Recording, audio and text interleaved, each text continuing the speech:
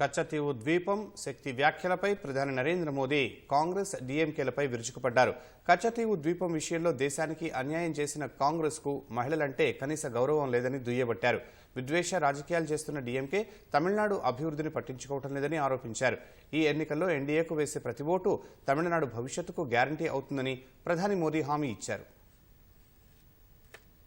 NDA ప్రభుత్వం గత 10 ఏళ్లలో వికసిత్ భారత్ కు పునాది వేసిందని ప్రధాని నరేంద్ర మోదీ తెలిపారు.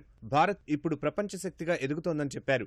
లోక్సభ ఎన్నికల ప్రచారంలో భాగంగా తమిళనాడులోని వెల్లూరు, కోయంబత్తూరు జిల్లాల్లో జరిగిన సభలో పాల్గొన్న ప్రధాని మోదీ కాంగ్రెస్ డీఎంకేలపై తీవ్రస్థాయిలో ఆరోపణలు చేశారు. కుటుంబ సంస్థ అయిన డీఎంకే తన పాత ఆలోచన విధానాలతో తమిళనాడు యువత అభివృద్ధిని అడ్డుకుంటోందని విమర్శించారు. అవినీతిపై డీఎంకేకు మొదటి కాపీరైట్స్ ఉన్నాయని, ఆ కుటుంబమంతా తమిళనాడును దోచుకుంటోందని దుయ్యబట్టారు. తమిళనాడు ప్రజలకు డీఎంకే, కాంగ్రెస్ పార్టీలు చేసిన మోసం గురించి ఇప్పుడు దేశమంతా చర్చ జరుగుతోందన్నారు. ఆ రెండు పార్టీలు కేవలం జాలర్లకు మాత్రమే కాదు, మొత్తం దేశానికి తీవ్ర అన్యాయం చేశాయని ప్రధాని మోదీ ఆరోపించారు. जब कांग्रेस की सरकार थी, कच्चा तीवू आइलैंड श्रीलंका को दे दिया। इस पर कांग्रेस की बोलती बंद है। बीते वर्षों में उस आइलैंड के पास जाने पर तमिलनाडु के हजारों मछुआरे गिरफ्तार हुए हैं, उनकी बोटें गिरफ्तार कर ली गई है। तमिलनाडु के लोगों को ये सच नहीं बताते कि कच्चा तीवू आइलैंड उन्होंने श्रीलंका को दे दिया। एनडीए सरकार ऐसे मछुआरों को निरंतर रिहा कराकर वापस ला रही है। इतना ही नहीं, 5 मछुआरों को फांसी की सजा कर दी थी श्रीलंका ने, मैं उनको भी जिंदा वापस के आया था।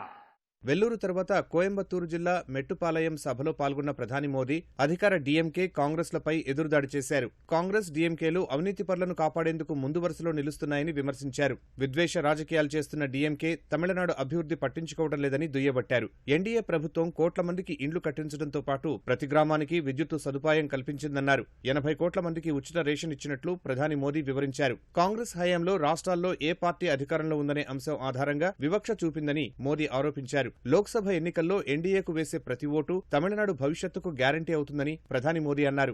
फैमिली पार्टियों को लगता है इनके बेटे बेटियों के अलावा कोई गरीब ट्राइबल बड़े पद पर बैठ ही नहीं सकता है, लेकिन बीजेपी ने पहली बार एक ट्राइबल महिला को भारत का प्रेसिडेंट बनाया और उस समय भी इंडी अलायंस वालों ने उनका घोर विरोध किया, लेकिन डीएमके उन लोगों के साथ खड़ी है जो देश में इन्वेस्टमेंट को खत्म करना चाहते हैं। अपनी इस राजनीति से ये लोग सबसे ज्यादा नुकसान तमिलनाडु का कर रहे हैं। बीजेपी सरकार तमिलनाडु में डिफेंस कॉरिडोर बना रही है, इसका लाभ कोयम्बटूर को भी मिलेगा। क्या इंडी अलायंस की मानसिकता से कभी डिफेंस कॉरिडोर बन भी पाता? क्या कोई इन्वेस्टर हमारे देश में, हमारे तमिलनाडु में आता? తమిళనాడు తర్వాత మహారాష్ట్రలో ప్రచారం చేసిన ప్రధాని మోదీ ఇండీ కూటమి లక్ష్యంగా విమర్శలు చేశారు. ప్రతిపక్ష పార్టీల నేతలు అయోధ్య రామాలయ ప్రారంభోత్సవాన్ని బహిష్కరించాయని మండిపడ్డారు. ఓ పథకం ప్రకారం దేశంలోని ఎస్సీలు, ఎస్టీలు, ఓబీసీలను వెనుకబాటుకు గురిచేశారని ధ్వజమెత్తారు.